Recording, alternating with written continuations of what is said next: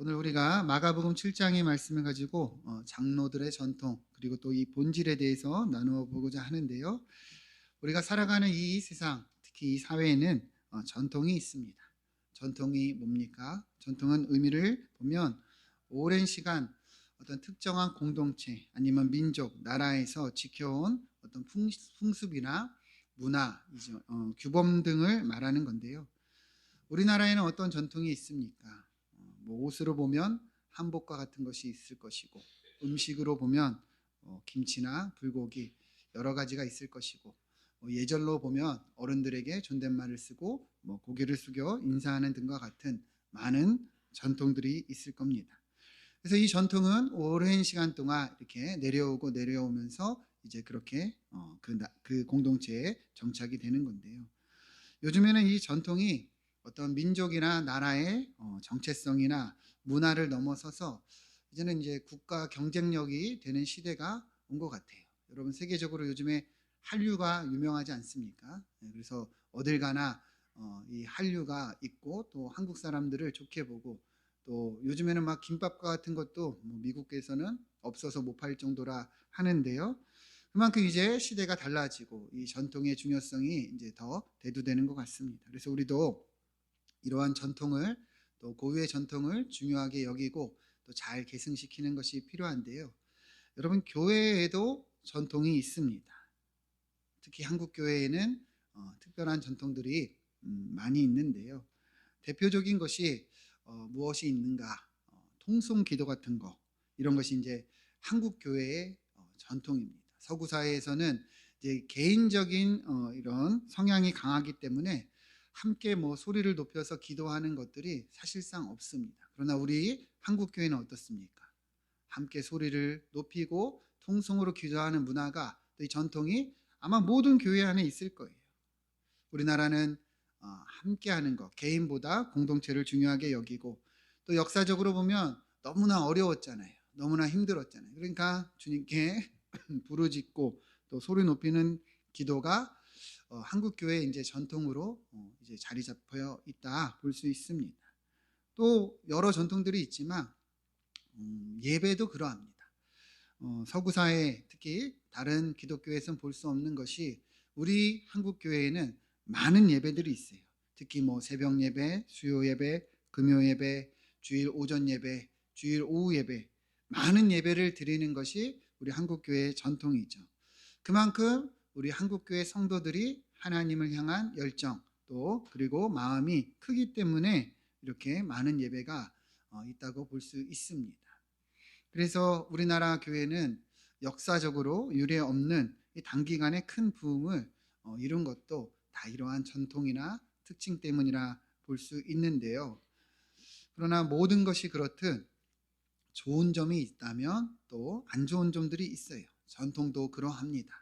전통이 너무 중요하게 이렇게 대두되면 이제 형식과 외형을 강조하는 그런 모습들이 나타날 수 있게 되고 정말 중요한 본질을 놓칠 때도 있게 되는데요. 오늘은 이러한 부분을 가지고 좀 말씀을 나누어 보고자 합니다. 예수님께서 장로들의 전통에 대해서 또 본질에 대해서 오늘 말씀을 주셨는데요. 먼저 우리 지난주까지의 내용을 한번 기억을 해보면 예수님께서 이제 풍랑을 만난 제자들을 도와주시고 이제 배를 타고 게네사라 땅에 들어가 많은 병자들을 고쳐 주셨어요. 예수님께서 이렇게 오시고 많은 사람들을 도와주신다는 이 소문이 이 지역에 삽시간에 퍼집니다. 그러니까 얼마나 많은 사람들이 또 예수님께 나와서 도움을 받고 고침을 받고 또 이렇게 회복을 했는지 몰라요. 자, 그러자 이 소문이 이제 전국적으로 퍼지면서 이제 이것을 경계하는 사람들이 등장을 하는데 이것이 이제 바리새인들과 서기관들입니다. 그래서 오늘 본문을 보면 이러한 이제 내용에 대해서 이제 기록을 하고 있습니다. 우리 1절부터 보시면 바리새인들과 서기관 중 몇이 예루살렘에서 와서 예수께 모여들었다가 말합니다. 그러니까 바리새인들과 서기관들이 이 갈릴리 지역에 예수님이 계신 것을 알고 예루살렘에서부터 와가지고 이렇게 정탐하는 거예요. 예수님의 소문이 전국적으로 퍼지니까 이제 이들이 예수님이 도대체 누구냐, 이 사람이 무엇을 전하느냐, 이 사람이 무엇을 가르치느냐 이렇게 주의 깊게 보고자 온 것입니다.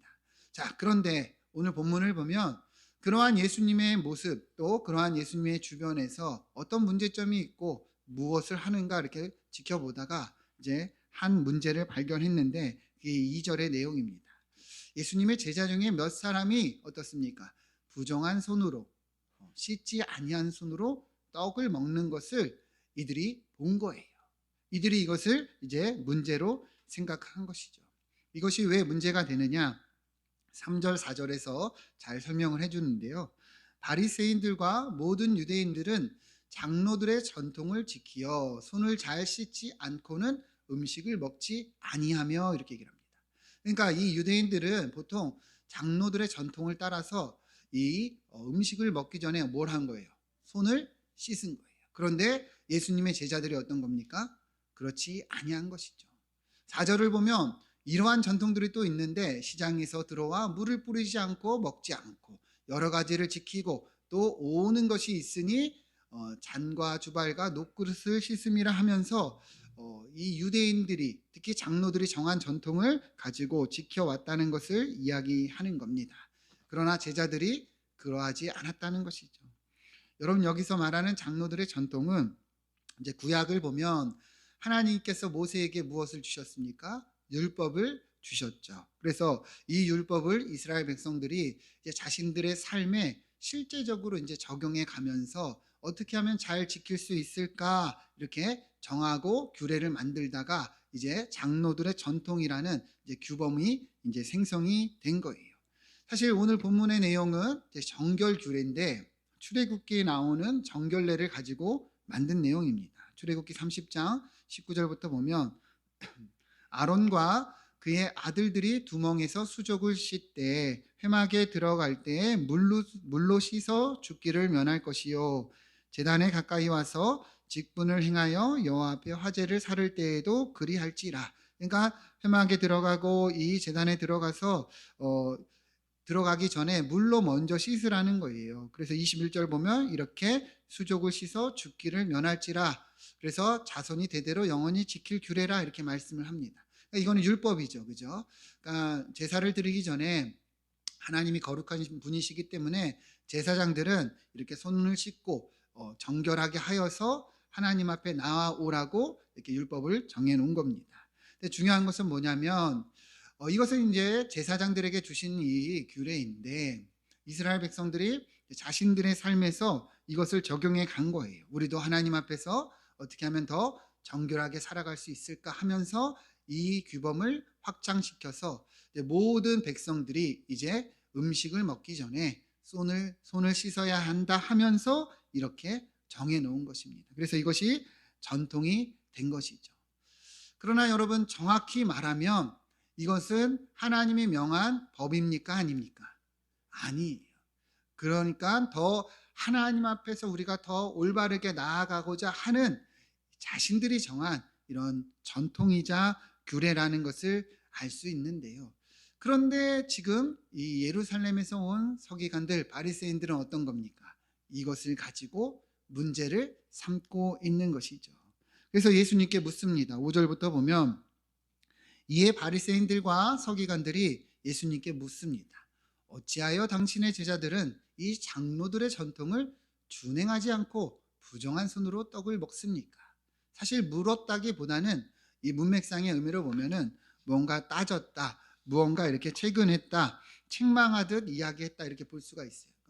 어떻게 보면 당신이 그렇게 잘못 가르친 거 아니냐, 어떻게 가르쳤길래 이 제자들이 이렇게 행동을 하느냐 이렇게 이야기를 한 것이죠.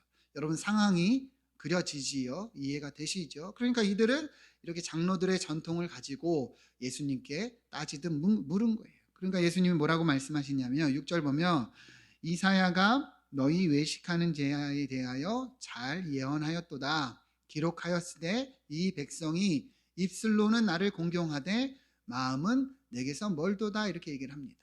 예수님은요 이사야서의 내용을 가지고 대답을 하시는데요. 뭐라고 얘기를 하시냐면 너희가 입술로는 나를 공경하지만 마음은 멀도다. 이 말이 맞다는 거예요. 이 내용은 이사야서 29장 13절의 내용을 가지고 인용한 건데 같이 한번 읽어볼까요? 시작. 주께서 이르시되 나를 공경하나 그들의 마음은 내게서 멀리 떠났나니 그들이 나를 경외함은 사람의 계명으로 가르침을 받았을 뿐이라. 아멘. 여러분, 이 의미가 무엇입니까? 그러니까 백성들의 마음이 겉과 속이 다르다는 거예요. 입술로는 공경하지만 마음은 어떤 거예요? 그렇지가 않은 거예요. 외형만 있다는 거예요. 모습만 있다는 거예요. 그러면서 사람의 가르침으로 그저 경외할 뿐이지 하나님을 정말 경외하는 것이 아니라는 겁니다. 그러면서 예수님은 계속 얘기합니다. 7절 보면 사람의 계명으로 교훈을 삼아 가르치니 나를 헛되이 경배하는도다. 이들의 이러한 모습이 지금 어떻습니까? 자기들의 전통으로 교훈을 삼을 뿐이지 하나님을 정말 경배하는 모습이 아니라는 것이죠. 너희가 하나님의 계명은 버리며 사람의 전통을 지키고 있다. 너희가 너희 전통을 지키려고 하나님의 계명을 저버리는도다. 주님이 이렇게 이야기를 하시는데요. 왜 주님이 이렇게 얘기를 하시느냐? 왜 하나님은 이렇게 이야기를 하시느냐? 사실 이유가 있습니다. 이들의 이 실제 모습이 그러했기 때문인데요. 이제 주님은 말씀하십니다. 10절 말씀을 보면 예수님이 이렇게 말씀하신 이유는 모세는 내 부모를 공경하라 하고 또 아버지나 어머니를 모욕하는 자는 죽임을 당하리라 하였거늘, 이렇게 얘기합니다. 여러분, 여기서 모세가 그러했다는 것은 모세의 말이 아니고요. 하나님이 주신 이 모세에게 주신 율법에 보면 어떻습니까? 부모를 공경하라고 했어요. 그죠? 혹시나 아버지나 어머니를 모욕하면 율법은 뭐라고 얘기합니까? 죽임을 당하리라 이야기를 합니다. 우리 출애굽기 21장 17절 보시죠. 뭐라고 얘기합니까? 자기의 아버지나 어머니를 저주하는 자는 반드시 죽일지니라. 레위기 보시면 누구든지 아버지나 어머니를 저주하는 자는 반드시 죽일지니 그가 자기의 아버지나 어머니를 저주하였은즉 그의 피가 자기에게로 돌아가리라, 이렇게 얘기를 합니다. 그러니까 하나님의 율법을 보면, 하나님이 명하신 법을 보면 부모를 어떻게 해요? 공경하지 않거나 저주하거나 그러면 이렇게 죽임을 당할 것이라 분명하게 이야기를 하고 있어요. 그런데 왜 예수님이 이렇게 이야기를 하느냐? 11절 보시죠.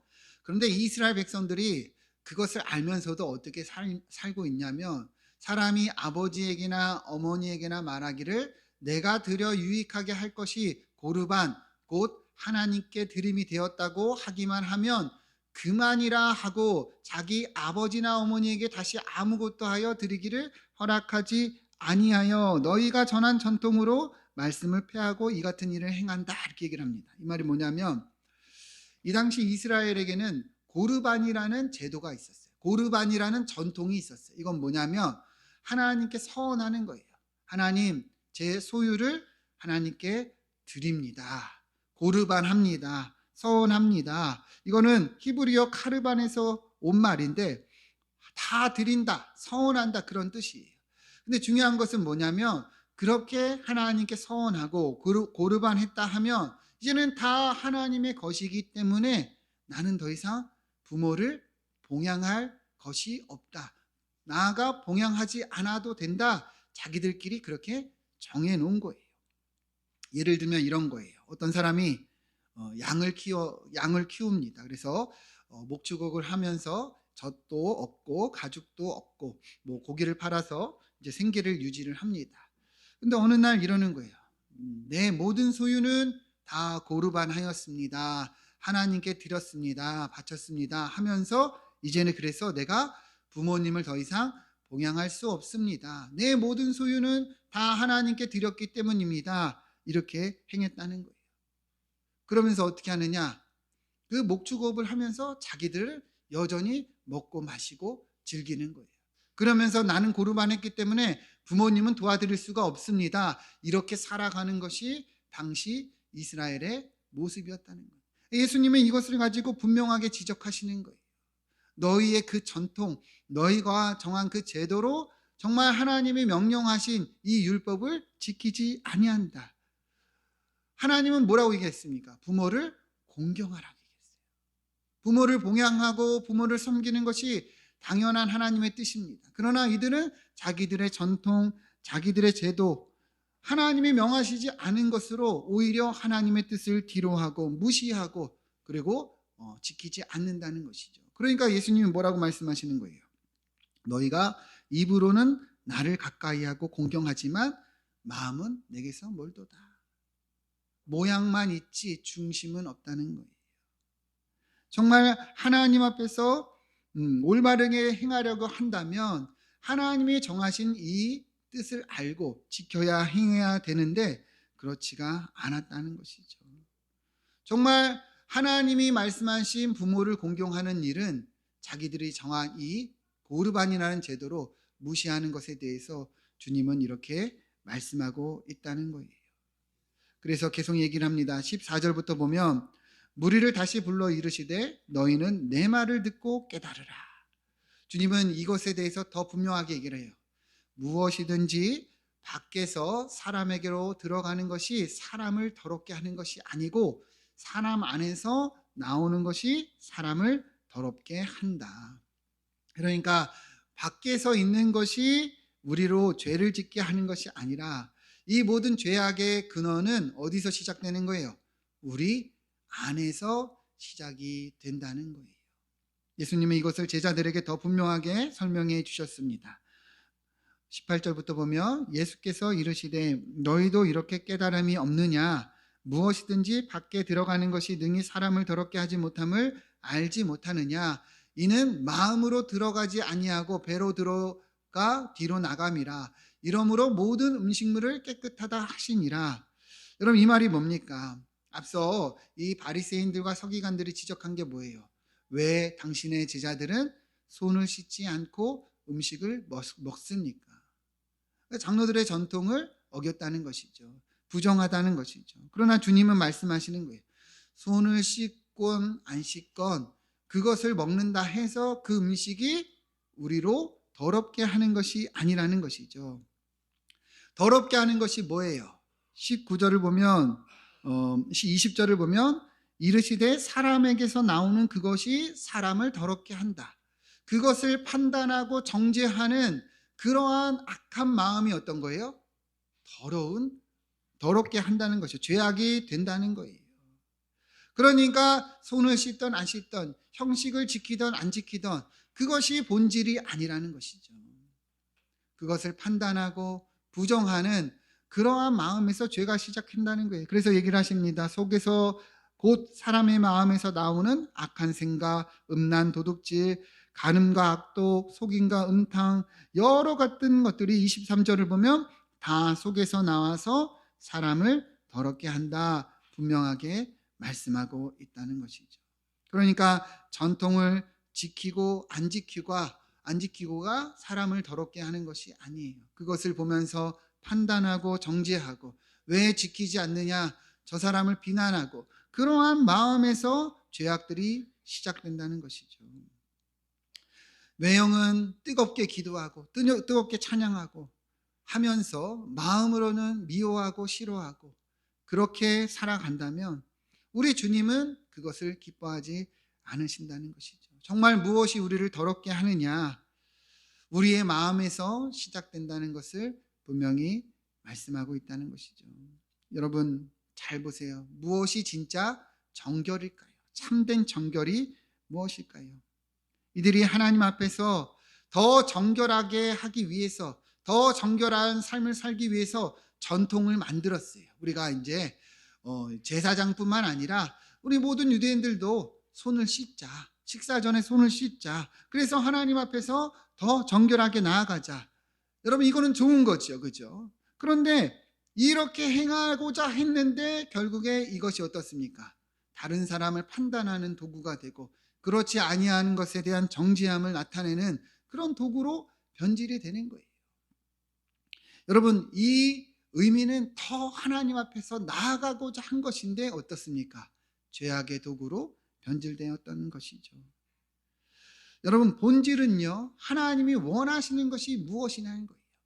부모를 공경하는 것이고 그리고 서로를 사랑하는 것이고 하나님께 전심으로 예배하는 것인 줄 믿습니다. 우리가 정한 전통을 지키고 안 지키고가 아니라 진짜 하나님이 바라시는 것이 무엇인지를 오늘 본문은 이야기하고 있다는 것이죠. 여러분 우리도 똑같습니다. 한국교회 안에 앞서 많은 전통들이 있다고 그랬습니다. 여러분 이 전통은 본질이 무엇입니까? 우리가 더 하나님을 가까이 하고 예배하고 우리가 하나님의 뜻을 따라 나아가고 서로를 사랑하는 것에 있습니다. 다른 것은 본질이 아니에요. 다른 것은 형식이고 외형이고 전통이라는 것이죠. 코로나 이후에 한국 교회 안에 많은 변화가 일어났습니다. 제 주변에 많은 목사님들과 교제하고 이야기를 들어보면 얼마나 어려움들이 많은지, 얼마나 갈등이 많은지 그러하지 않은 교회들이 없을 정도입니다.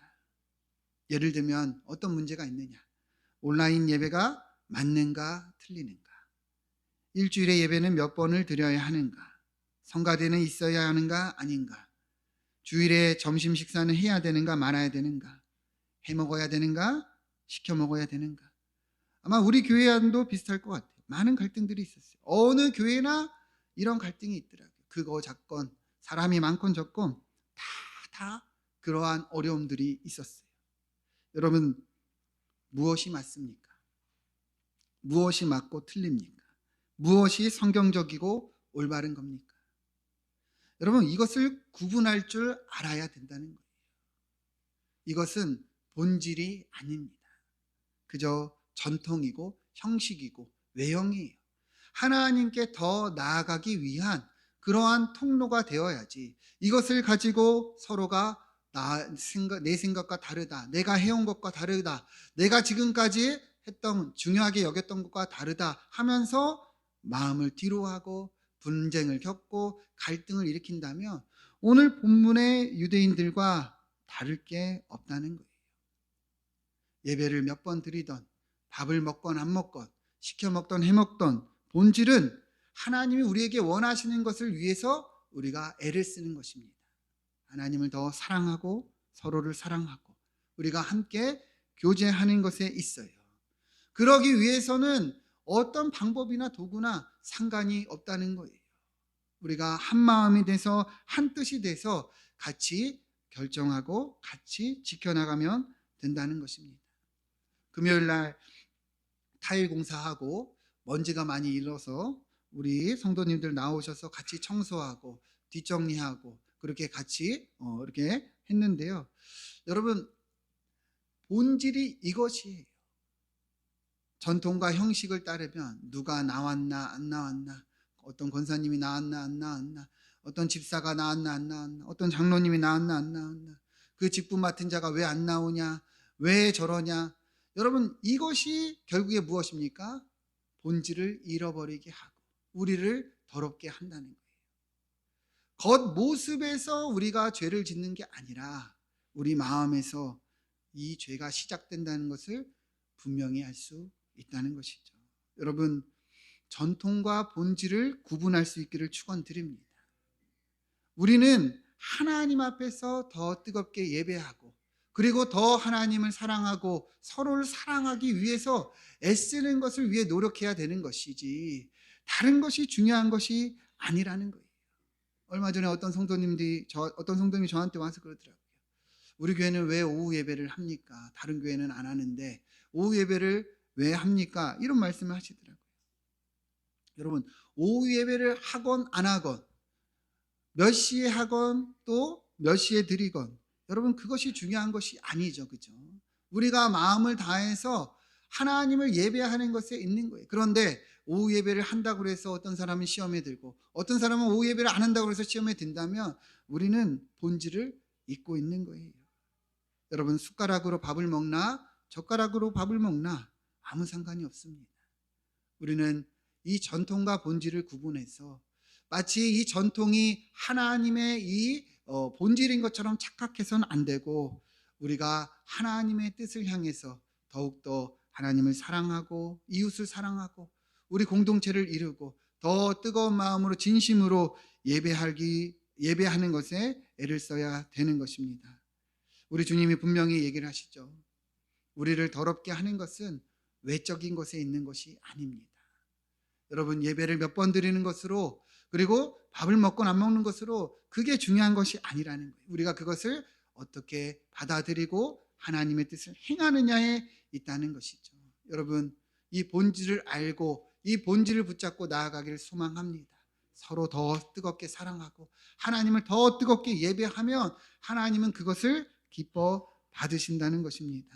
형식이나 외형에 치우치지 말고 마음에서부터 우리가 주님을 더욱더 사랑하고 주님의 뜻을 따라 행할 수 있는 주님의 귀한 축복된 자녀들이 되기를 주님의 이름으로 축원드립니다. 기도하겠습니다.